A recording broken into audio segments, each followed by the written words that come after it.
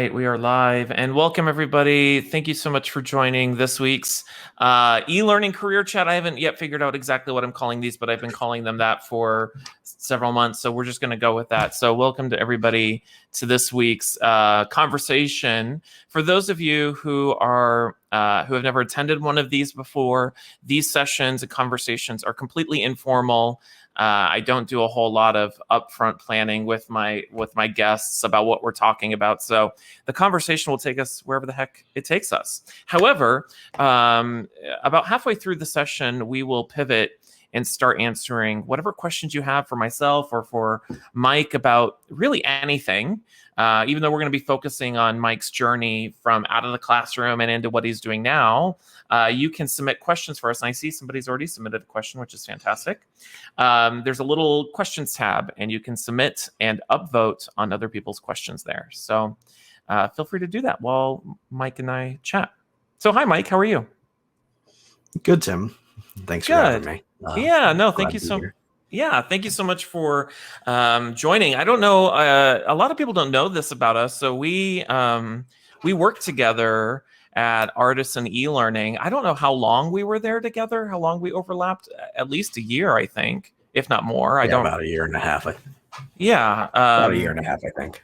Okay, yeah, and you worked on the Artisan side, doing custom e-learning development. And at the time I was on, even though I worked for Artisan, I was managing the e-learning uncovered side. And that seems like light years away, but it really wasn't that long ago. I mean, that was back in like 2015-ish, right? 2015, 2014. Yeah, I think 2015, around there. Yeah. So why don't we start? Tell everybody a little bit about what you currently do, what you focus on, and then we can kind of go back in time and talk about how you got into the world of e-learning instructional design. But what do you currently do? Tell everybody a little bit about yourself. Sure. So I'm Mike Jones. I currently work for a custom training development company. We do a few other things outside of custom content development, but the company's name is eLearning, where I'm a senior instructional designer. So in that role, a lot of consulting on everything from our sales proposal processes, pitches that we're making to potential clients, all the way through leading projects from that initial ideation phase into the instructional design, writing learning objectives, and also coming up with the visual and interactive design and development piece of that too. So kind of start to finish, but been with the company for, I think, just a little bit over 5 months at this point. Before that was a learning experience designer with Lyft for a little over 2 years, I believe. So okay, a lot good. of the same, a lot of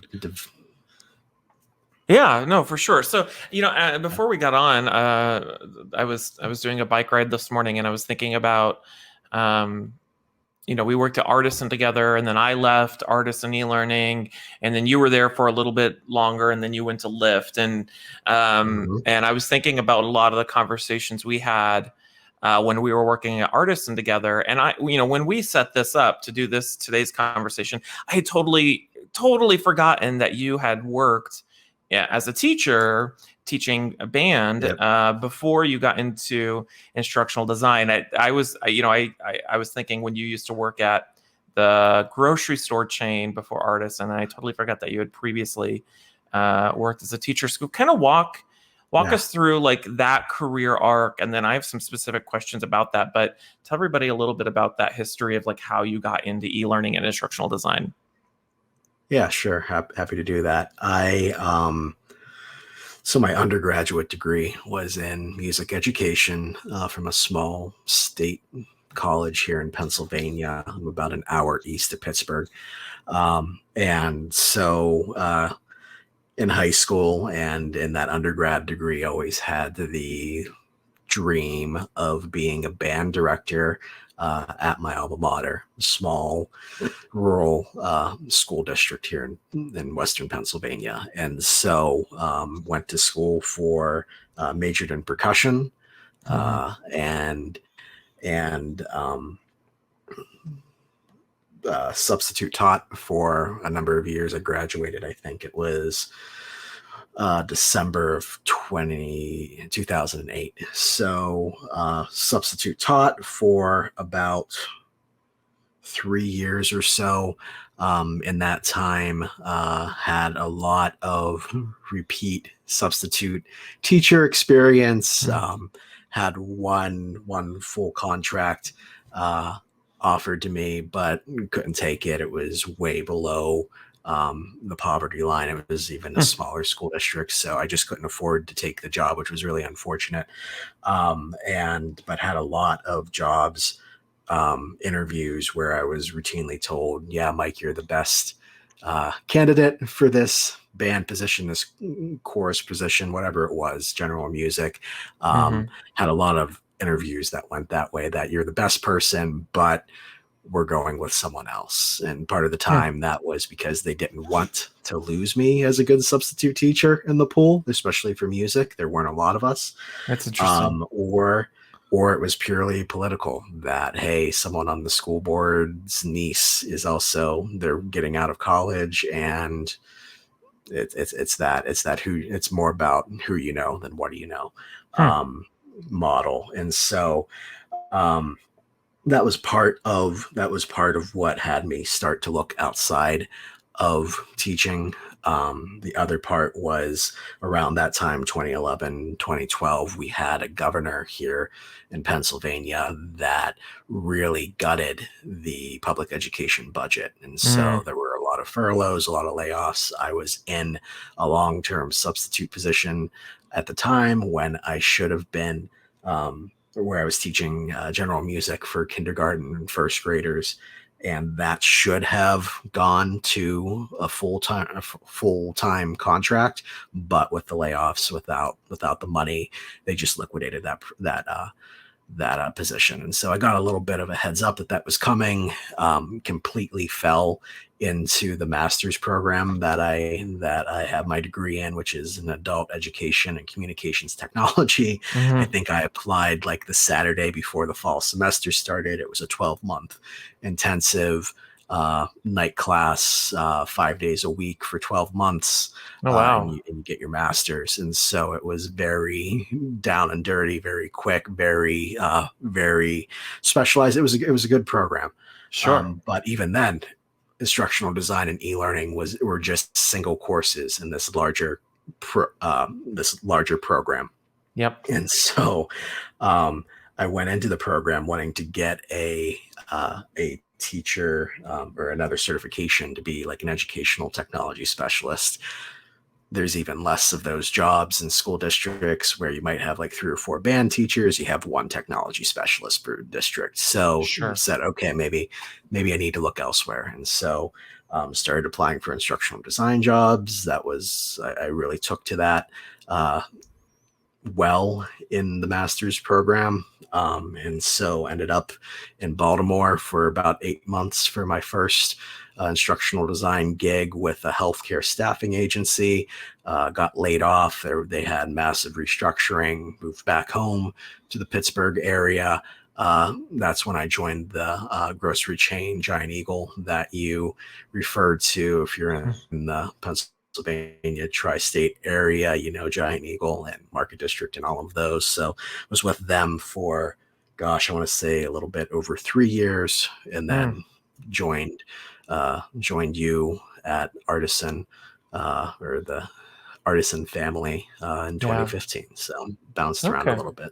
So I was just asking the group how many people are currently teachers, who's left the classroom, and it's been interesting to see. Some people have left years ago. Some people have just left within the last couple of months. I'm curious to know from your perspective, Mike, you know, as you look back, part of the reason you obviously left the classroom was out of necessity to get a job, right? But like, what's your take, thoughts, perspective on like what's happening right now with so many teachers leaving the classroom as you compare it to, you know, your exit? Yeah, I think the mass exit that you're seeing from teaching in a lot of ways is parallel to the mass exit that we're seeing, or the changes we're seeing in a lot of industries, learning and development, just regular any company really. I've seen on LinkedIn the referral to the mass resignation or the Great Resignation that's happening. I think it's frustrations and tensions that are starting to finally boil over or have boiled over, and the pandemic kind of set it into motion. And so if you look at like teachers in America, it's not a highly valued, it's a necessary role, but it's not one that is respected as much as in other cultures. Like I'm thinking like Asian cultures where teachers are revered as much as like a surgeon, or maybe in a lot of cases more so than those professions that we really idolize here in Western cultures. And so I used to joke whenever I was teaching, I love working with the kids. It's the other adults, whether it was administrators or parents. Every year, some parent tried to get me fired for some reason. I never did anything. It was just, it's one of those unfortunate realities of where it is. And I think a lot of, with the pandemic, with the challenges that happened there, especially everyone having to pivot to teaching remotely in an industry that, and I'm talking about teaching, wasn't set up. That's not how we're trained to teach. It's always in person. There really isn't any. In 2008, there wasn't any training about distance education, especially for music. And so I think a lot of the frustrations have been there for a while, and the pandemic and the opportunity, and once you see that trickle of people starting to move into a different space, a lot of people are going to follow, especially if the grass appears to be greener on the other side of that fence. So it's just a continuation. I mean, do you think whenever I left, there were other people that were leaving? Yeah. I mean, do you think that, no, it's fine. Do you think an element of that is that we view teaching in this country as more of a utility? You know what I mean? Like you send your kids there and you expect them to do all these miraculous things. Yeah. I don't know. Yeah. Does that make any sense what I'm asking? Yeah, no, it definitely does. I think it actually goes back to like I think the saying came around like in the 50s, like the post World War II economic boom. There was a saying that those that can do, those who can't teach. There was a saying back then. But whenever I was teaching, we had parents that looked at us as tax paid. They paid our salaries to raise their children all the way through disciplining. We had kids that came in at kindergarten that had nothing, didn't have any socialization skills. And whenever a guidance counselor, principal, or teacher would call, the response we would get was, I pay your salary so you can raise my kids for me. So 100%. I think it's more of that utilitarian. I pay taxes, therefore, especially if it's a public school, there is that perception, especially in maybe low socioeconomic or certain areas of the country. I think some places that isn't necessarily true, but in my experience, especially in the area that I'm in, it was more times true than not. Yeah. I mean, you do make an interesting connection about how, that mass resignation that we're experiencing, I think primarily in the service industry, in addition to the teaching industry, is I think people in the service industry aren't paid well. They're not treated well. And those two things are parallel with what you experience in the teaching world. You're not paid well and you're not treated well. And I think people are realizing that they want more for themselves and their everyday lives and their careers, even if that means that getting from point A to point B might mean going for a period of time without a paycheck or something like that.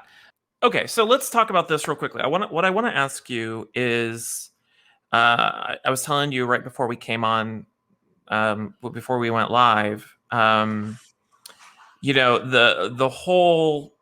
this whole revolution, I'll call it a revolution, of teachers leaving the classroom, wanting to get into e-learning and instructional design. That wasn't something that hit my radar until late last year. And I think it had been happening a little bit before that.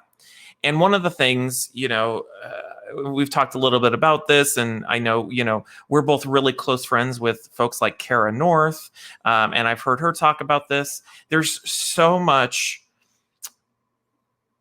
I was gonna say rhetoric, but there's so much bullshit information out there that gets thrown into these teachers' faces and other people's faces about making these transitions into e-learning and instructional design. And let me just list off some of the things that I hear from folks who are marketing something towards teachers. Like, you can become an instructional designer in 2 weeks with my quick boot camp masterclass, or just create your portfolio and it puts your job searching on easy mode. Or I've even seen one where you can learn Storyline in a day.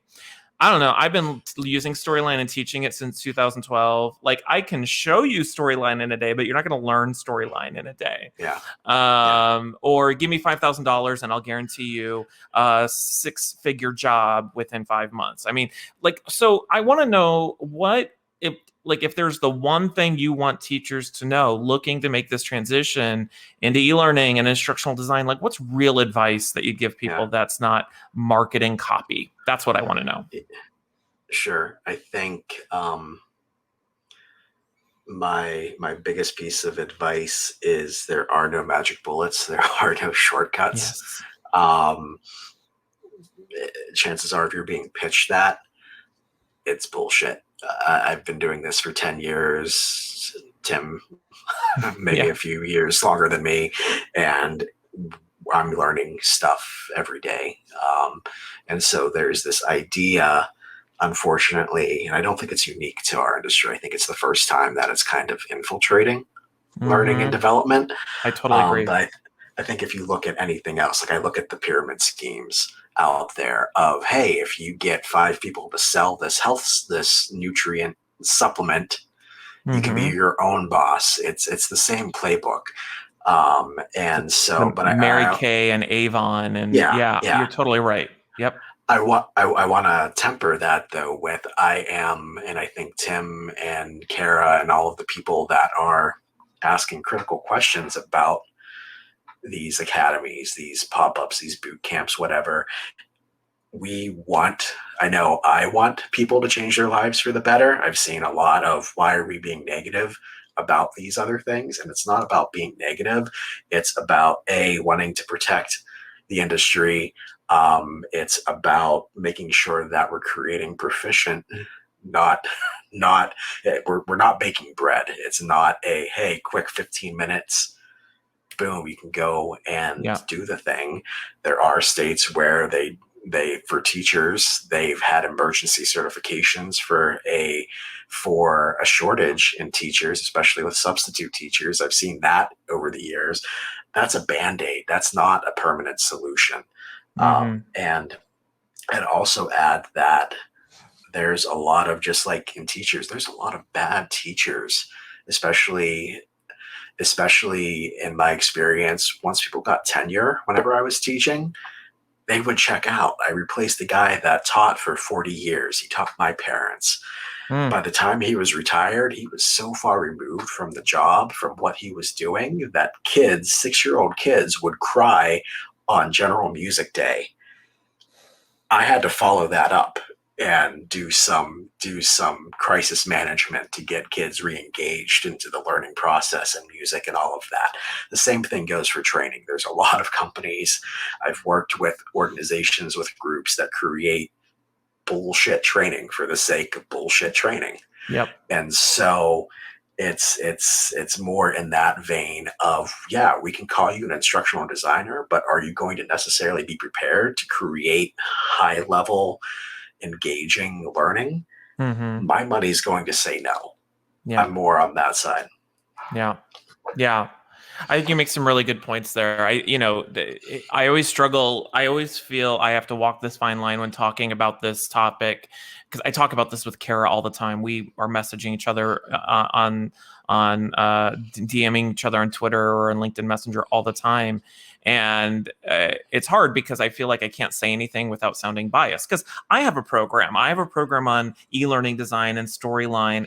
But one of the things I really appreciate about Kara and how she started asking these critical questions, and folks like you and others, is it's made me take a really hard look at what I'm promising and what I'm not promising. And for me, I can promise skills. I can promise I can teach you storyline, not in a day. Yeah. I can promise that I can teach you adult learning theory or how to write a storyboard. But what I can't promise, and what I won't promise, and what I've worked really hard to not include in my marketing copy and even edit in my marketing copy, is that I'm not going to promise you a job. I can't do that. I can't promise a certain salary, because I don't know what jobs you're going to apply for, what you're going to get. And so I just think it's been an interesting time for specifically teachers, because there's just so much. You make a really great point, like that, the stuff, like become your own boss, sell my, sign up for a thing. It is an extension of that. I haven't thought of it in those ways before. So if somebody is looking to make the transition into e-learning or instructional design, and they're in the classroom or they just left the classroom, like, what should they do? Like, what's your like top 3 things they should do to work towards that transition then? Sure. So I think the first thing is to do your research. Look at people that you think do it well. What's on their LinkedIn profile? What's their experience? Hopefully that person has a portfolio that demonstrates their skills, not just the superficial social media fluff of, hey, I'll be transparent. I have some of that marketing piece on my website where there's a figure, I think, that I've touched 99,000 plus learners and the number of projects. Sure. But I have that to get the attention, but I literally had a project that had that big of an audience. It was an international audience that we really didn't have a good way of measuring the exact number. Yep. It looks like we're getting a few people reporting that they can only hear. Oh, I can hear. I don't know if anyone else. I can hear you just fine. Can you hear me? Yeah, I can hear you. It looked like Andreas had it looks an issue, but just want to make sure. So, okay. But yeah, so it's looking for people that are doing it well, people that are vocal in the industry, that have been vocal for more than the last 2 years. It seems like a lot of people, like, boom, experts are popping out of the woodwork left and right. You have a YouTube channel. Like, there is such a low, one thing to keep in mind is there's such a low threshold for getting information out there, for whether it be YouTube, whether it be a website. There's a lot of easy tools and easy ways for people to start putting information out there. If it's only more than, if it's that new, that within the last 2 years, I think it would be a little suspect versus someone that has, I'd probably say, start at 5 years. Look for someone with 5 years of experience. Reach out to them. Connect with them, say, hey, I'm looking to do something. I'm looking to make a change. I'm not sure what. Engage with them to ask their advice before you sign up for something. If you really are in a place where you need to sign up, you feel like you need training, it's looking at what types of organizations do you want to look at or work at. Is it higher education? Okay, what does that require? Probably a master's, a formal degree, versus a retail grocer that might be looking for, hey, did you actually work as a cashier? Great. We want those people to be the ones that are training the next generation. So practical experience. It might not be a one-to-one journey from, I was a teacher, now I'm an instructional designer. I think I was lucky in the way that happened because it was a part of it. A lot of people bounce around. I have a friend that became an instructional designer when she was an art teacher. She ended up working in the stores for years, became a trainer on the floor, similar to your path, Yeah. Tim, Yep. with Kohl's, Yep. and then became an instructional designer. And that was her pathway. There's not one way to break into the industry.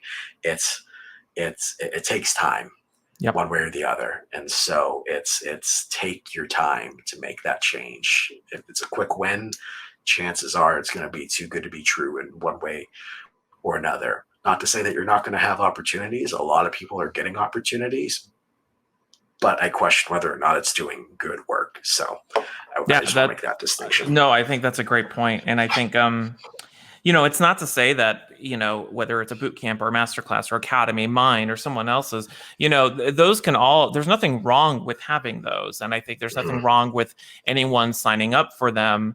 It's about managing your expectations of what you're going to get out of it. And it's not, I try to say to all my students, like nothing's going to be a quick win. It's going to take time, and it's going to take effort, and it's going to take work. And I love your point about, researching these people. There's one program out there, and I just love this. It's about the purpose of the program is it's going to help you become a corporate instructional designer. And they talk about corporate instructional design. This person's never worked in a corporate instructional design. They've never had a corporate instructional design job. You go look at their LinkedIn. They've never worked in corporate instructional design, and that just blows my mind. Yeah. But so it's about seeing through the marketing and look at that person. And then the other thing, I'll say this too, and everything I learned about e-learning and storyline and instructional design, I taught myself. And it is very possible for folks, you can do this completely for free without signing up for anyone's program or anyone's master class. I mean, there's so much content out there on YouTube or resources online where you can learn storyline and learn these skills on your own time. I don't think people give that enough credit as well. I don't know. What are your thoughts on that, Mike? 100%. I think there's a little bit of a barrier in terms of their apprehension for people, and I kind of fell into this category for years after making the leap of what is a reasonable expectation in terms of investing in your skills. The master's program as a teacher, it was ingrained in me that I need that formal degree. I need that formal program. I need that accreditation to be able to do anything. And it's not necessarily true. And whenever I first got my instructional design job, up until like the last year and a half, I expected other people to invest in me for me to progress in my skills. It was, okay, if you want me to do better work, throw some dollars at me, boss person, to send me to a conference, to sign up for one of these courses, one of these webinars. And it's really on me, the person doing the work, the professional, to make that investment. And so to go back to your point about learning storyline in a day, you'll learn something in a day, but I almost think that return on investment is like a 1-for-1. 1 day program, you get 1 day of value. 12 months, maybe not 1-to-1, because I've been doing it for longer than 12 months. But I think there's a relationship there that if you're cramming years of expertise, experience, and practice into a very tiny, nicely packed and marketed box, you're probably not going to get the mileage from it that you were hoping for. Well, it's just, it makes what people should be asking themselves when they see that learn storyline in a day is that's just bad instructional design.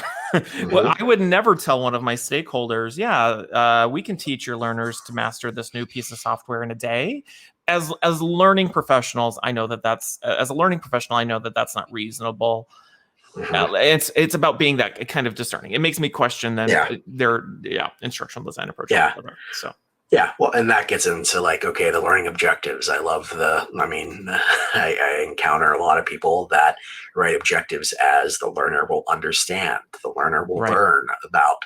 You can't measure those things, Yep. um, at least not objectively. And so, yeah, 100%. Yeah. Okay, good.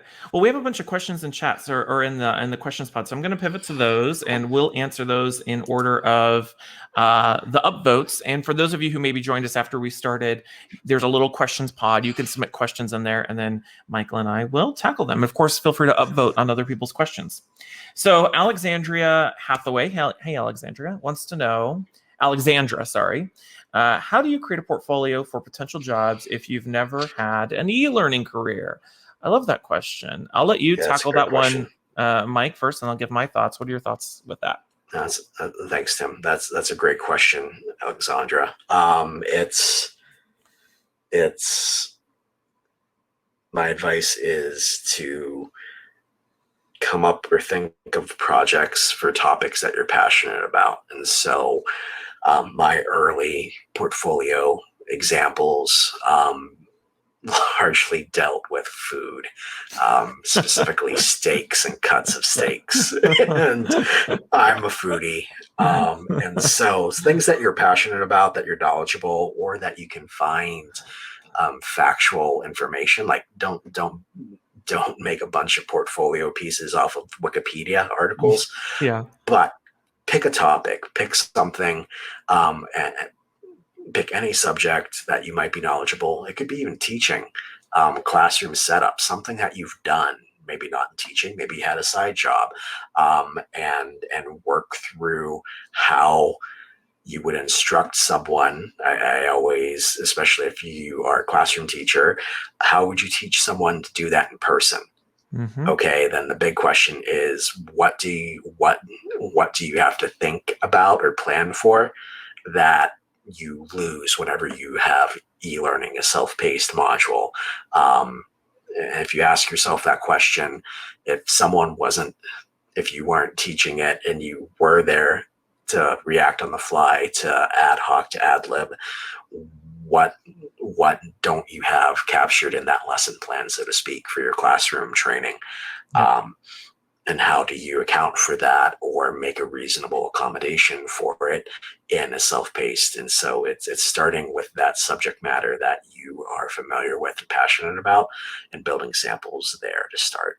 Yeah, I 100 million% agree with that advice. Even in my current portfolio, I have examples. The one I constantly reference is the one on how to cook a turkey. I have a portfolio sample on how to cook a turkey, not because I want to be hired by Tyson Chicken, but because I was home one week for Thanksgiving and I was bored and I created that course. And uh, it's out of all the portfolio items, that's the one that gets the most visits and usually results in the most clients reaching out. And I remember I had one of my students a few weeks ago asked me, she said, would it be stupid for me to create a course on like how to apply eyeliner?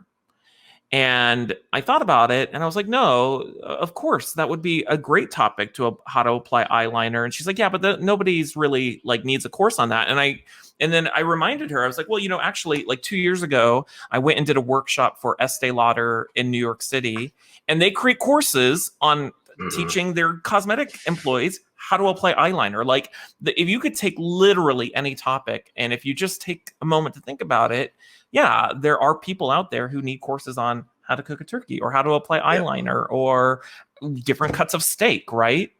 And so what I tell people and what I would encourage you to do, Alexandra, is find out what that topic is. If it's something you're passionate about and you're knowledgeable about, it makes it easier to create a course on it, so you don't have to think about it too much or research on it.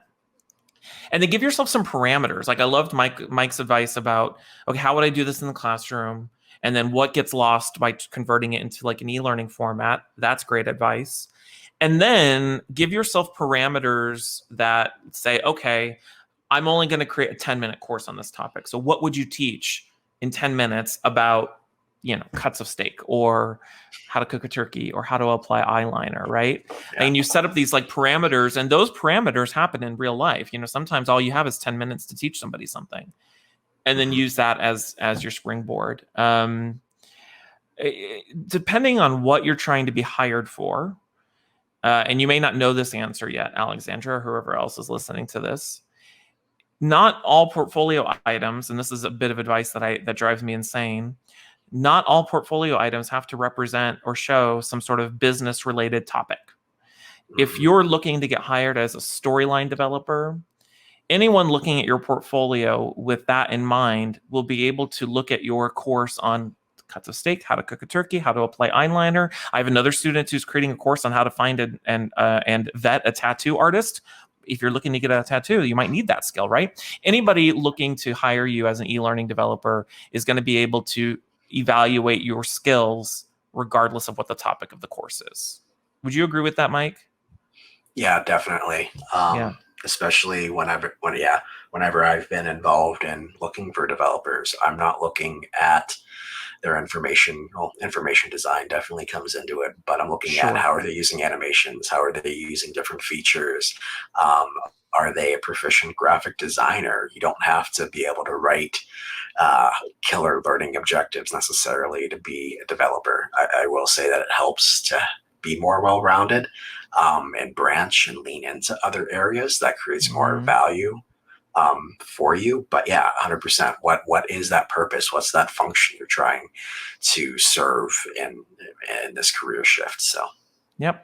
And if you're looking to get hired as somebody who's doing more upfront instructional design, then figure out how to highlight that in your sample. Maybe then it is more focused on the information design and the instructional design versus the development and the content. But people evaluating your portfolio are going to do it with their eyes first, and that's less about the topic and the content. It's more about how you bring your skills to life and storyline, for sure. Yeah.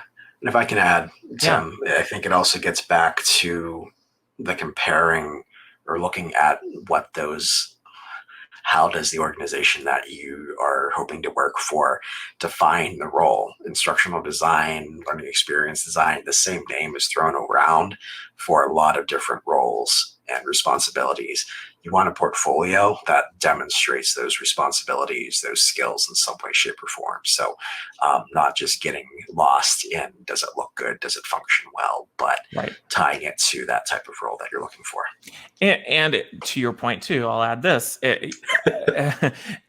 What an e-learning developer means for one company could be very different for another company. And so don't let anyone don't let anyone make you believe that what it means to be an instructional designer or an e-learning developer or a learning experience designer or whatever name that we give ourselves, because a lot of times those just mean the same thing or they're very different things, but it's not just some really well-defined box. Some e-learning developers are just focused on storyline development. They don't do any needs analysis, and then others do a little bit of everything. And so as you immerse yourself more in this industry, you'll get a sense of the type of work you want to be doing. I don't like upfront instructional design. I hate doing a needs analysis. I can do it if you need me to do it, but I don't want to do that. I want to develop in storyline. I want to make beautiful courses. And so that's what I focus on, right? And employers you have to figure out how your skills align to what that employer is looking for. And sometimes they don't. Okay. Walter has a question. Walter Ferguson. Hey, Walter, in your experience working for many different companies, what are the pros and cons of working as an ID for a large corporation/tech company versus working for, a smaller consulting firm?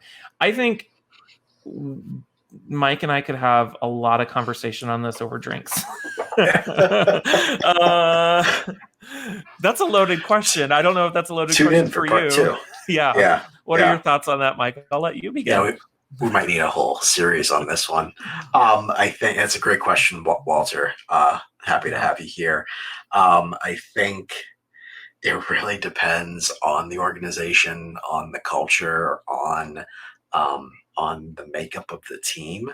I'll say that I've worked in large companies and a couple consulting companies too, and no two are the same. So there really isn't a hard and fast set of pros and cons.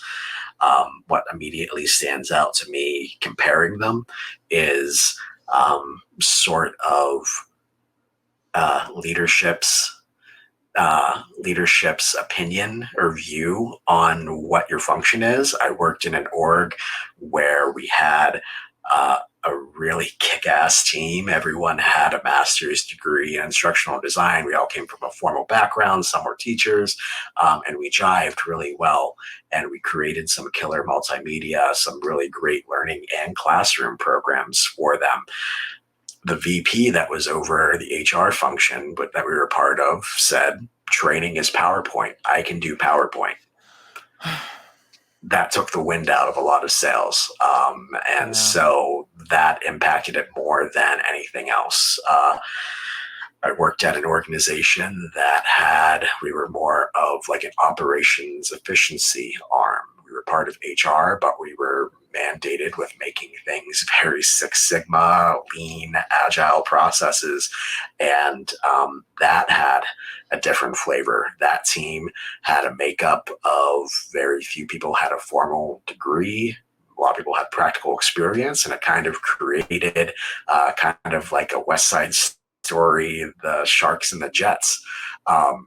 Kind of an oppositional force between people that grew up in the stores that worked their way up.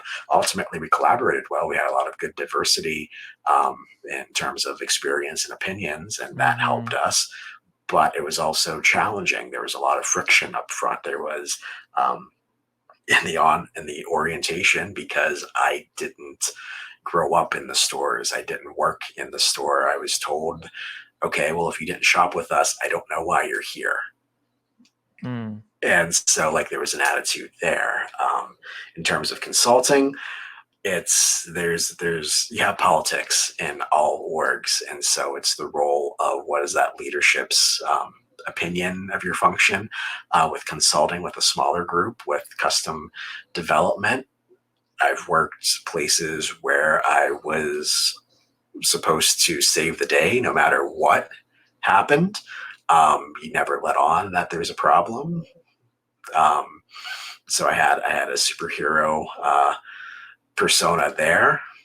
Other places, it's more autonomy and more freedom to create and to more trust. And so there really isn't a hard and fast. There's a continuum. And like Tim said, we could probably do this for like 3 months and we still wouldn't go over the full list.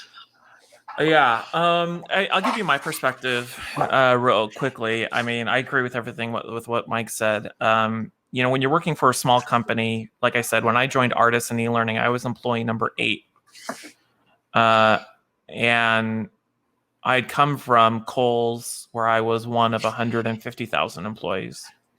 And, when you join a small company, all the norms that you're used to with a big company, like having an established vacation policy or whatever. I remember I asked my boss at Artis, and Diane Elkins, she and I are still friends to this day. I was like, so what's the policy for blah, blah, blah, whatever it was? I can't remember what it was. And I can't tell you how many times it was like, you know what? I don't know. We'll have to figure it out. And that's shocking at first. And I will tell you, I think I've told this to you before, Mike. I think I was like a month into my job. And I remember I called her up and I was quitting. I was like, I can't do this. This is just too erratic for me. Working for a small company, it is erratic because you are everything you do as one of 8 employees, or even one as 15 employees. I think I was one of 18 employees when I left Artisan. Even then, everything you do affects that company. Whereas when you're one of 100 and when you're one of thousands of employees, you're just you're literally just a number. And then also there's a burden in knowing. I remember, there were times when, when you work for a small company, when the company is not doing well or is struggling, it's very apparent, and about that, and you have to kind of push through that or decide whether or not you can handle that. Whereas sometimes with large companies, you don't know that the company is struggling until you're literally laid off and you're kind of in this ignorant bliss. With larger companies, though, like, there's a lot of corporate politics. Don't get me wrong, politics exist in small companies as well. But bigger companies, there's depending on the company and the culture, it can be really nasty there as well. So, I don't. This is my general career advice. This is my philosophy. Whether I've had a good experience or a bad experience with a company, regardless of what that was, I try to move forward going, what did I learn from that experience and what did I get from it? And how is it going to help me move forward?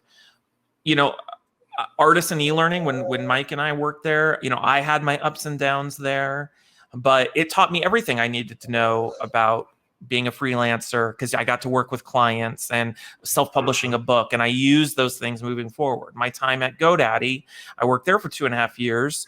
I had ups and downs, but I learned, how to think like a corporate learning executive. And so the thing I would add, I know this isn't directly related to Walter's question. We're going on and on and on about this, but the thing I would encourage everyone to do is remember that your time at any particular company is temporary. Where you're working at, Mike, you're probably not going to retire from there.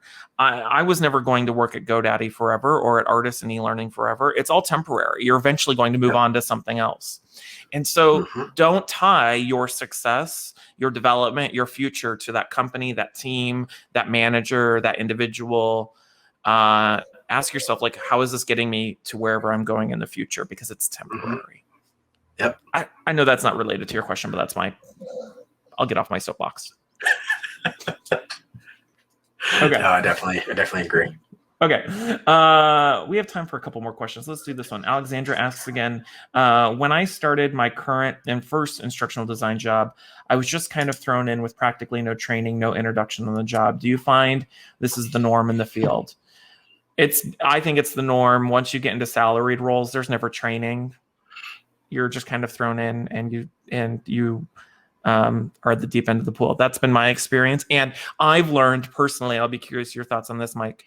I mean, I personally, in that moment, it sucks to be thrown in the deep end of the pool, but I find that I grow so much more when I'm outside my comfort zone in those moments than when, it's overly constructed for me. Does that make sense? I don't know. What are your thoughts on that, Mike?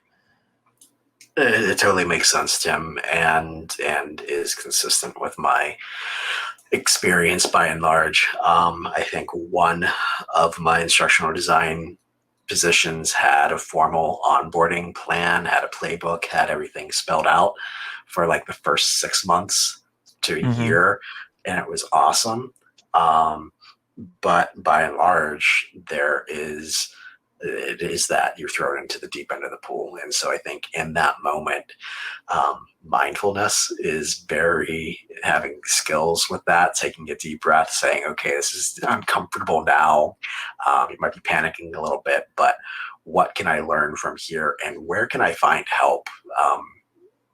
It are the two questions that I always tell people and have leaned on whenever I'm in that position first. Very few first projects have ever gone smoothly, and there's the opportunity of what can I learn from that. But if it does go south and you're blamed for it and you're called on the carpet as the new person, but you did the due diligence of asking the question, I think that speaks volumes for how you and your function are valued in that organization. So hopefully that's not the case, but if it goes there, just keep that in mind. Yeah, I totally agree with that. I mean, you're speaking of those coping mechanisms. Like that's usually happens within your first couple months on a job, you have that freak out of like, what the heck did I do? And I mean, I don't know if this helps anybody. This is actually a title of a book I want to write on imposter syndrome, because it all comes back to imposter syndrome. But the thing that I always tell myself when I'm in those situations is, yep, I don't know what the fuck I'm doing, and neither does anybody else. Like those people who are making you feel like they're more capable than you, they've learned to fake it better than you at that moment. Nobody knows what the fuck they're doing, and it's okay to say that you don't either. Eventually you will figure something out, and you'll figure out how to fake it better than you were when you first started. Yeah. Yeah. And it's usually, sorry, go ahead. in my experience, admitting that you don't know what's going on pays dividends. A lot of people so I'm very introverted. Hmm. And it took a while for me to get past that initial fear of saying, oh no, I don't know what the hell's going on. Yep. But in 10 out of 10 times, whenever I've been the one to rip that Band-Aid off and say, okay, what the hell are we doing here? People come out and you get support, and it's scary to be the first one into that pool. But in the long run, it builds so much rapport, it builds so much credibility, because that's how everyone learns and grows together. So if you're not learning and growing while you're doing this work, you're not doing it right. Yeah, I totally agree with that. All right, let's we have 3 more minutes. Let's try Kathleen's question. We'll try to get to Marriott's one. We'll try to make these quick. I'm long-winded, I'll admit that. Kathleen wants to know, what's your advice for a teacher who experiences overwhelm after looking at a portfolio? It can be darker side of inspiration, motivation, feeling like they'll never get that level of polish or expertise. That's a great question. I'll give my 2 cents on that. You're never going to feel good about your portfolio, ever. Like once you create it, you're going to compare yourself to others and then go, it needs to be better. And that's because portfolios are living and breathing things. And so it's not what I encourage people to do is not compare yourself to others and go, gosh, I suck. Compare yourself to others and go, oh, I like how they did that, and take it as inspiration to push yourself forward. And don't feel like, I mean, the other thing to remember is there's always going to be somebody better than you. Always. There's always going to be a portfolio that's more polished than yours, no matter how good you seem to be or feel you are. I don't know. Is that your experience, Mike? Yeah, definitely. I have that. I have that feeling whenever I look at people's portfolios. Or it's natural, I think, to have that reaction. In that moment, I would urge you to break down whatever you're looking at into the smallest pieces. How can you replicate what they did with buttons, with shapes, with the tools that you have? If you were going, not that you're going to copy it, but hey, oh, I like this treatment. Okay, with what I have, how can I do something similar? But also, I like what you said, Tim, that it's living and breathing. There hasn't really been many projects, either in my portfolio or in my experience, that I've really been proud of, or that I felt like there's always room for me to do something better, different, or grow. And so I think it's healthy I would suggest switching that mentality that I'm never going to be good enough, or I'm never going to get there, to, okay, here's where I am now. What can I learn every step of the way? Having that mind shift change goes a long way in terms of getting you to that piece, as opposed to looking at the singular piece of body of work as one thing. Break it down into those small pieces and realize that everyone starts there. Everyone takes it a step at a time. Yep. Yeah, I agree. Nothing is original. Everything is derivative. Everything I've done is based on inspiration I've received elsewhere. It's not like I came up with magical ideas about the design of anything. Okay, real quickly, I'll try to answer Marriott's question, but if anyone knows the answer to this, feel free to put it in chat. Marriott wants to know, can you use Google Classroom to build an e-learning course? I have no idea. I've never used Google Classroom. I don't know. I don't think it's, I guess it gets into your definition of what e-learning is. I don't think you could use it to create a self-paced asynchronous e-learning like you would in Storyline. I don't know.